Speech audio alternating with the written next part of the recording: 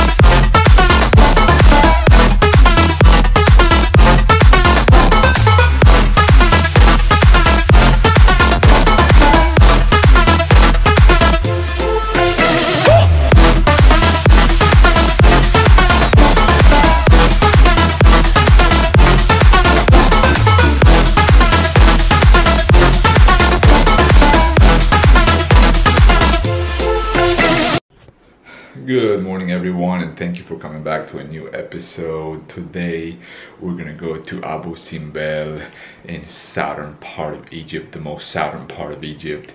It's 4 a.m. right now. Just woke up at 3:30, had a little bit of coffee, and then heading out to catch a little mini bus that will take around 3 hours to get to Abu Simbel. I'm gonna spend a couple of hours there and then come back to Aswan, but still a little bit sleepy. Probably gonna grab a little bit more coffee until I receive a message from the pickup person. But yeah, let's hope for a pleasant ride. It's gonna be 38 Celsius today. Super hot outside, but all for the best. Let's go on the road.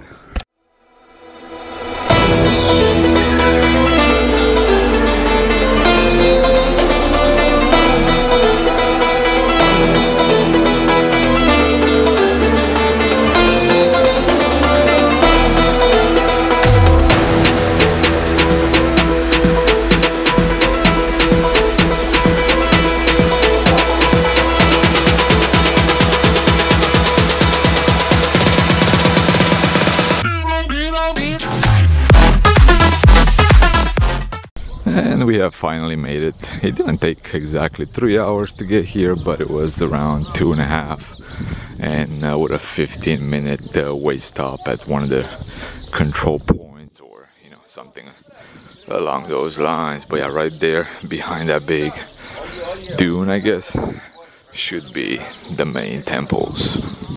So right close to the temple we got Lake Nasser, which is a result of the Aswan dam construction.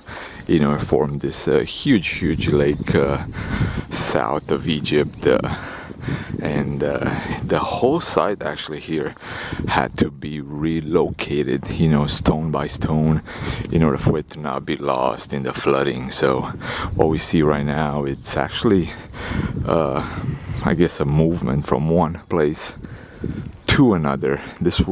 I think used to be a little bit more south, and it had to be moved completely, and this was built up from the ground up, and every single stone was moved to this side. So yeah, it's quite fascinating, the history behind it. I think this was done in the 60s or 50s or something like that.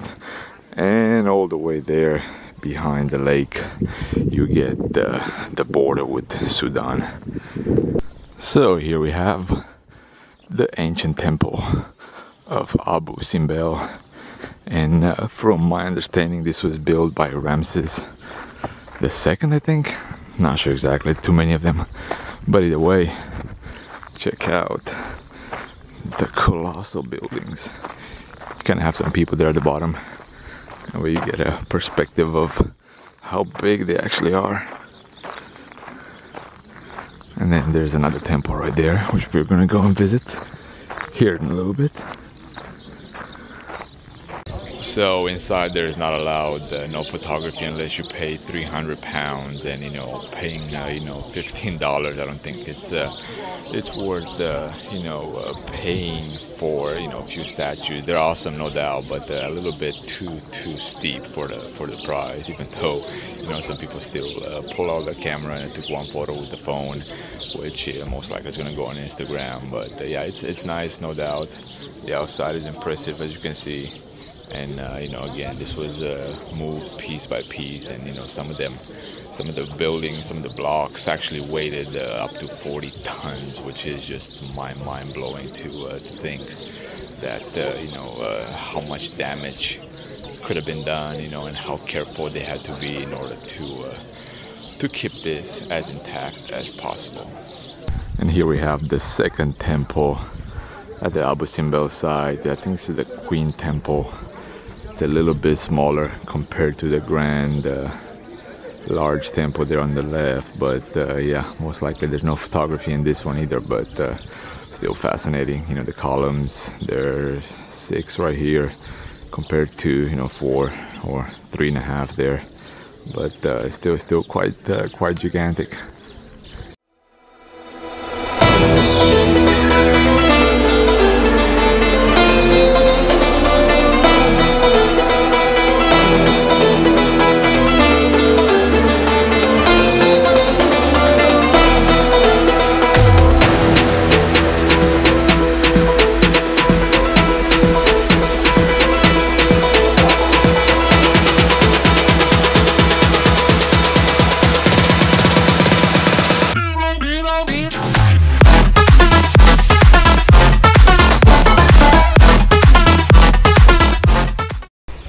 Grabbed a little bit of footage, not much, but here it is, and pretty much it looks the same in the other one as well, only there are some really large statues in there, which unfortunately I could not have shown you guys because there were too many people walking around.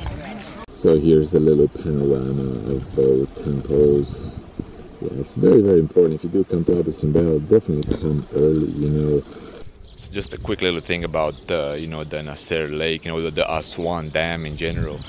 There's quite a few controversies, regarding the dam, and with the movement of the monuments, and the flooding that it has done on the other side. But other people, contrary, they say it does protect the full flooding in the northern part of Egypt, in Cairo and Luxor and Aswan and so on, because the Nile runs from Central Africa all the way to the Mediterranean, right? So when the rainy season starts in Central Africa, and then the Nile, actually the path is from south to north, right? So that's why ancient Egypt, when they refer to northern Egypt, it's actually the southern part of modern day Egypt, and the northern part of Egypt, where Cairo is, was considered the southern Egypt. That was named in this manner because of the flowing of the Nile River, right? So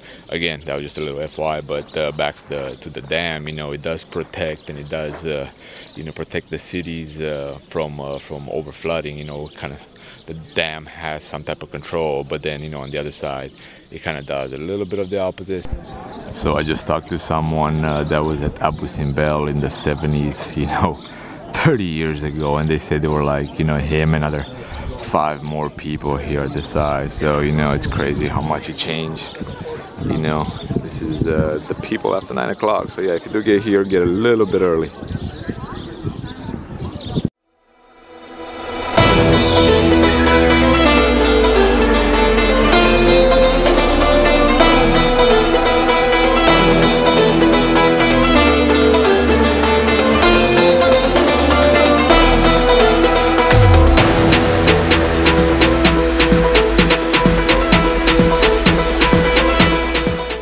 So decided to go the last minute inside the big Abu Simbel temple again, just because there are a whole bunch of people.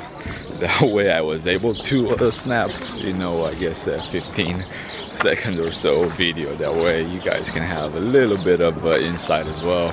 And guys, hopefully you enjoyed it. That was a very short little episode from Abu Simbel. You know, it's a 3-hour, 2.5-hour ride from Aswan.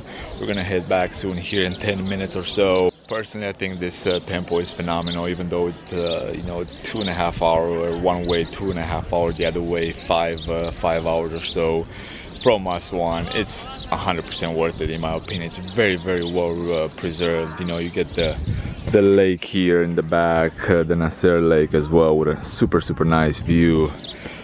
I don't know, it's phenomenal. It's one of those sites that's definitely worth visiting. You know, I think it has, you know, in my opinion, more to offer than Aswan. You know, even though there are only 2 temples here, you know, Aswan is more about Nile cruises. You know, more of a peaceful, I guess, tranquil place. But either way, hopefully you guys enjoyed it. Gratitude should be the only attitude, and I'll see you next time.